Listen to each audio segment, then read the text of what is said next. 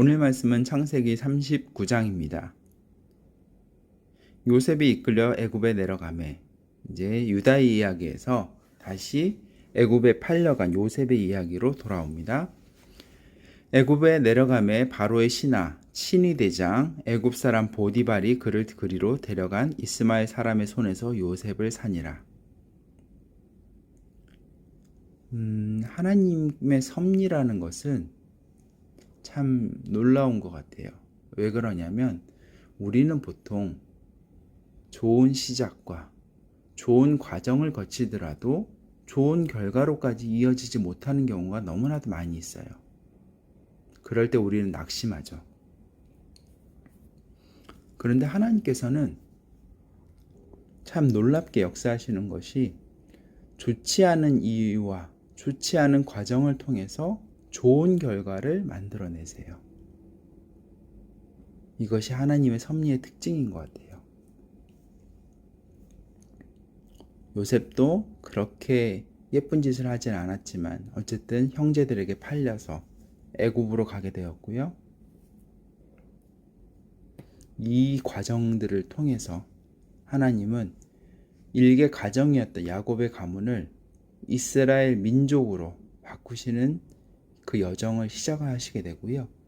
지금으로서는 너무나도 낙담되고 슬픈 이 과정이 하나님의 섭리에 필요한 과정이었음을, 좀 더 정확하게는 이 슬픈 과정들, 이 슬픈 사건들, 형들에게 팔려간 이 슬픈 사건을 통해서 하나님께서는 놀라운 결과, 하나님의 섭리의 결과들을 만들어 나가신다는 겁니다. 여호와께서 요셉과 함께 하심으로 그가 형통한 자가 되어 그의 주인 애굽 사람의 집에 있으니, 우리는 형통한 자라고 하면은 그냥 뭐든지 다 잘 되는 거, 투자하는 것마다 잘 되고 뭔가 일하는 것마다 성과가 나고 이런 것을 생각하기 쉬운데, 하나님이 생각하시는 형통은 하나님과 함께하는 것이 형통함이라는 겁니다. 그의 주인이 여호와께서 그와 함께 하심을 보며, 그리고 그런 하나님의 형통은 그 자신이 난 형통하지 않아라고 얘기하는 것을 판단되어지는 것이 아니라 주변의 사람들의 반응을 통해서 알 수 있는 거예요. 하나님을 믿지 않는 사람들조차 그 하나님과 함께하는 것을 통해서 때로는 그 사람이 어려움을 겪을 수도 있고 힘든 일을 겪을 수도 있지만, 놀라운 것은 그 사람의 모습을 통해서 하나님을 알지 못하는 사람조차 하나님께 영광을 돌리는 그런 과정으로 만들어 가신다는 겁니다. 그의 주인이 여호와께서 그와 함께 하심을 보며 또 여호와께서 그의 범사에 형통하게 하심을 보았더라. 요셉이 그의 주인에게 은혜를 입어 섬김에 그가 요셉을 가정 총무로 삼고 자기의 소유를 다 그의 손에 위탁하니, 요셉은 아직 나이도 어렸고 그리고 이 민족 출신도 아니었고 노예 출신이었는데 얼마나 하나님께서 함께 하심을 보고 신뢰하였던지 가정의 모든 소유들, 자기 갖고 있는 모든 재산을 다 요셉의 손에 위탁을 했습니다. 맡겼다는 거죠. 그가 요셉에게 자기의 집과 그의 모든 소유물을 주관하게 한 때부터 여호와께서 요셉을 위하여 그 애굽 사람의 집에 복을 내리심으로 여호와의 복이 그의 집과 밭에 있는 모든 소유에 미친지라. 하나님의 사람의 특징은 그 자신이 복을 받는 것이 아니라 그 자신이 받는 복을 통해서 그 주변에 있는 사람들까지도 그 복을 함께 누린다는 것에 있습니다. 주인이 그의 소유를 다 요셉의 손에 위탁하고 자기가 먹는 음식 외에는 간섭하지 아니하였더라. 요셉은 용모가 빼어나고 아름다웠더라. 그 후에 그의 주인의 아내가 요셉에게 눈짓하다가 동침하기를 청하니, 요셉이 거절하며 자기 주인의 아내에게 이르되, 내 주인이 집안의 모든 소유를 간섭하지 아니하고 다 내 손에 위탁하였으니 이 집에는 나보다 큰 이가 없으며 주인이 아무것도 내게 금하지 아니하였어도 금한 것은 당신뿐이니 당신은 그의 아내미라. 그런즉 내가 어찌 이 큰 악을 행하여 하나님께 죄를 지으리이까. 요셉이 이런 유혹들을 이겨낼 수 있었던 것은 그가 하나님을 두려워했기 때문이에요. 아무도 보지 않는 이때 이 사람이 이 요셉이 이 아내와 함께 동침한다고 해서 누가 볼 수 있는 사람도 없었고 본다고 해서 말할 수 있는 사람도 없었어요.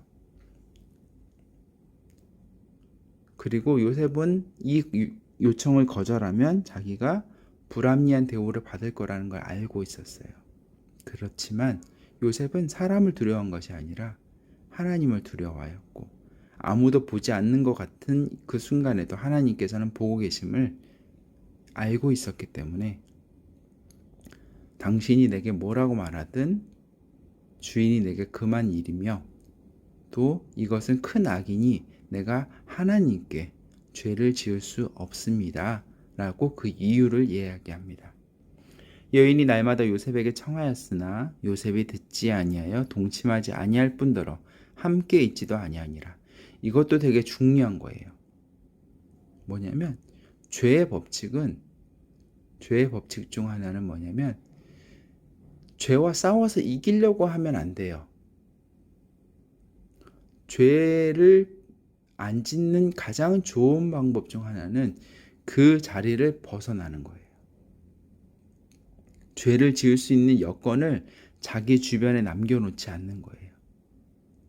왜냐하면 사람의 마음이라는 게 때때로 약해질 수가 있거든요. 때때로 그 결심이 무너질 수가 있거든요. 그런 의미에서 요셉은 참 지혜로웠던 게 매일 요청을 하죠. 매일 이 죄를 짓자고 요청하는 것을 거절하면서 심지어는 듣지도 않으냐 할 뿐더러 그 자리에 함께 있지도 않으려고 한 거예요. 계속 피해 다닌 거예요. 그 죄를 짓는 그 장소를.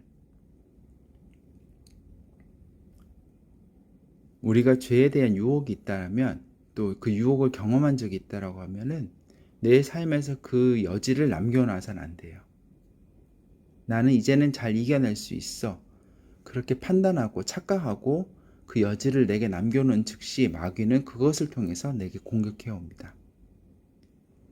그러할 때 요셉이 그의 일을 하러 그 집에 들어갔더니 그 집 사람들은 하나도 거기 없었더라. 아마도 이 여인이 작정하고 오늘 나를 잡은 거죠. 내가 요셉을 꼭 유혹하고 말리라. 그래서 집안 사람들 다 내보냈던 것 같아요. 그 여인이 그의 옷을 잡고 이르되 나와 동침하자. 그러나 요셉이 자기의 옷을 그 여인의 손에 버려두고 밖으로 나가매. 이 여인의 마음이 급했던 거죠. 그래서 집안 사람들 다 내보내고 주인이 노예에게 하기 어려운 장면, 애걸복걸을 한 거죠. 근데 요셉은 단호하게 나가버립니다. 그러자 그 마음이 변하여 미움으로 변했고요. 그래서 그 여인이 요셉이 그의 옷을 자기 손에 버려두고 도망하여 나감을 보고 그 여인의 집 사람을 불러서 그들에게 이르되 보라 주인이 히브리 사람을 우리에게 데려다가 우리를 희롱하게 하는도다. 그가 나와 동침하고자 내게로 들어오므로 내가 크게 소리를 질렀더니 그가 나의 소리 질러 부름을 듣고 그의 옷을 내게 버려두고 도망하여 나갔느니라 하고 그의 옷을 곁에 두고 자기 주인이 집으로 돌아오기를 기다려 이 말로 그에게 말하여 이르되 당신이 우리에게 데려온 히브리 종이 나를 희롱하려고 내게로 들어왔으므로 내가 소리를 질러 불렀더니 그가 그의 옷을 내게 버려두고 밖으로 도망하여 나갔나이다. 그의 주인이 자기 아내가 자기에게 이르기를 당신의 종이 내게 이같이 행하였다 하는 말을 듣고 심히 노한지라. 이에 요셉의 주인이 그를 잡아 옥에 가두니 그 옥은 왕의 죄수를 가두는 곳이었더라. 요셉이 옥에 갇혔으나 여기서 근데 우리가 볼 수 있는 거는 사실 노예가 이런 짓을 했다 감옥에 가두지 않아요. 그냥 그 자리에서 죽여버리죠. 노예에게 인권이 없어요.